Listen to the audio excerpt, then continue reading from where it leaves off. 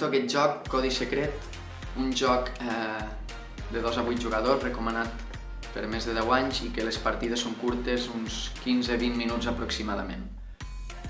Codi Secret ens proposa que ens endinsem en una lluita entre 2 equips d'espies, dels quals cada equip té un capità, que és el que ens intenta que encertem el seu codi secret.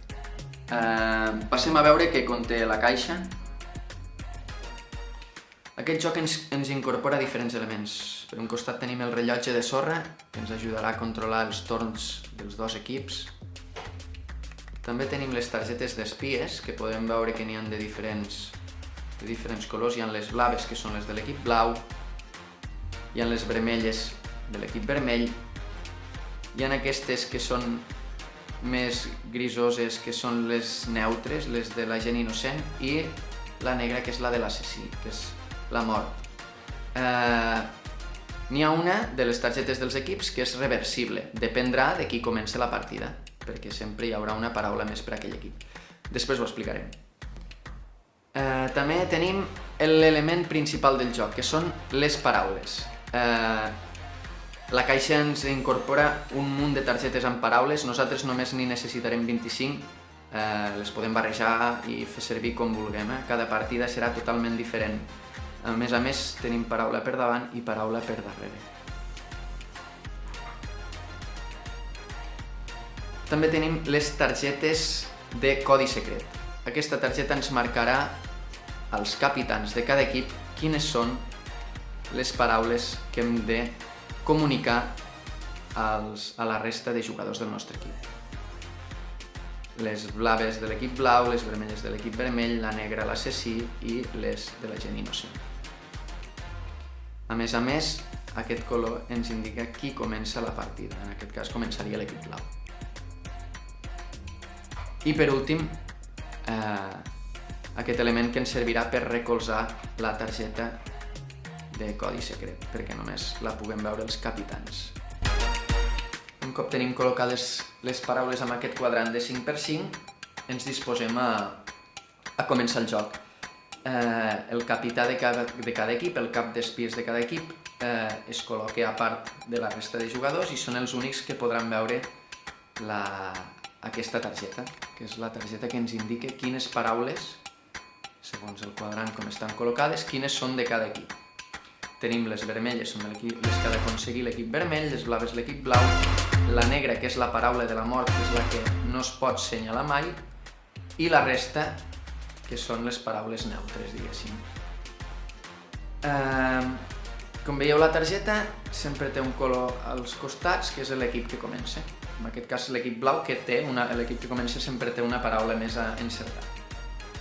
Com funciona el joc? Doncs a partir de les paraules marcades del nostre color hem de crear connexions. Hem de trobar una paraula que enllaci el màxim de paraules possibles. Per exemple, en aquest cas, amb l'equip blau, podríem agafar les paraules màgia, bruixa i unicorn, que són les del nostre color segons la targeta, i les podríem enllaçar amb la paraula fantasia. Aleshores, el cap d'espies, quan ha trobat aquesta paraula, la diu als seus companys, diu fantasia i el número de paraules que enllaça. En aquest cas, fantasia 3. Tant a l'altre costat comencen a parlar, comencen a pensar, poden parlar sempre entre ells en veu alta de quines són les paraules que pensen que poden tenir relació, en aquest cas, amb la paraula fantasia. Quines són aquestes 3 paraules. Quan ho tenen clar, quan en tenen clar alguna, per marcar-la l'han de tocar amb el dit. Un cop la toquen ja no hi ha marxa enrere, aquella paraula està assenyalada. Per exemple, si toquen la paraula bruixa, jo, si és correcte, els hi marco amb un espia del meu color. Imaginem-nos que n'han encertat una, jo n'he dit 3, per tant en poden assenyalar 3, però imaginem-nos que, pel que sigui, fan la relació que la paraula nau seria la segona que han escollit. I si toquen la paraula nau, que no ho és, i és de les paraules neutres, fiquem un indicador de persona innocent. I canvia el torn. I passa a parlar el cap d'espies de l'equip vermell a dir el seu codi secret. Anem a imaginar-nos una altra possibilitat. Ara hem canviat el torn, parla l'equip vermell.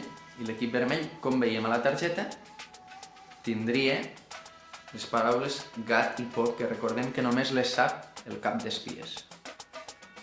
Aquest cap d'espies podria dir, per exemple, la paraula animal i el número de targetes que enllaça, 2. Animal, 2. Anem a suposar que l'equip encerta la paraula gat i encerta la paraula porc. Seguim endavant i li tornaria a tocar a l'equip blau. I el cap d'espies de l'equip blau diu llocs, la paraula llocs, 2. En aquest cas, el seu equip d'espies pensa que Moscou és una de les paraules, l'encerten, i l'altra és Àfrica. L'encerten. Què passa? Com han encertat les 2, sempre que s'encerten totes hi ha una tirada extra. I en aquest cas la podrien fer servir per les seves suposicions, com que abans han fallat una paraula relacionada amb fantasia, podrien recuperar a veure si en saben alguna de les d'abans. Imaginem-nos que encerten que una de les paraules que els hi falta era màgia. Toquen màgia i ara sí que, com que només tenen un torn extra, se torna a passar el torn a l'equip vermell.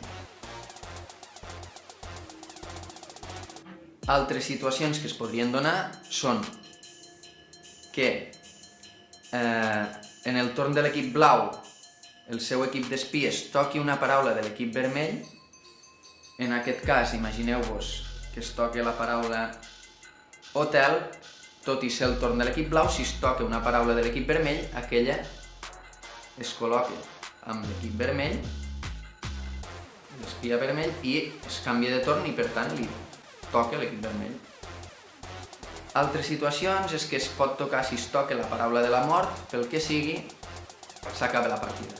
I perd aquell equip que ha tocat la paraula de la mort o l'assassí. Guanya la partida aquell equip que col·loca abans a tots els seus espies. Codi Secret no és sol un joc molt entretingut i molt divertit, que podem jugar amb amics, podem jugar amb família, sinó que és un joc que també el podem portar a l'aula. Ens pot ajudar molt a treballar sobretot en l'àrea de llengua. Ens permet treballar vocabulari específic, vocabulari nou. De fet, el propi joc ens inclou unes targetes buides perquè puguem emplenar amb aquelles paraules que ens interessin. Ens permet treballar la lògica, treballar les connexions i també ficar-nos a la pell de l'altre. Un joc molt recomanat, tant com a eina d'entreteniment però també com a eina d'aprenentatge.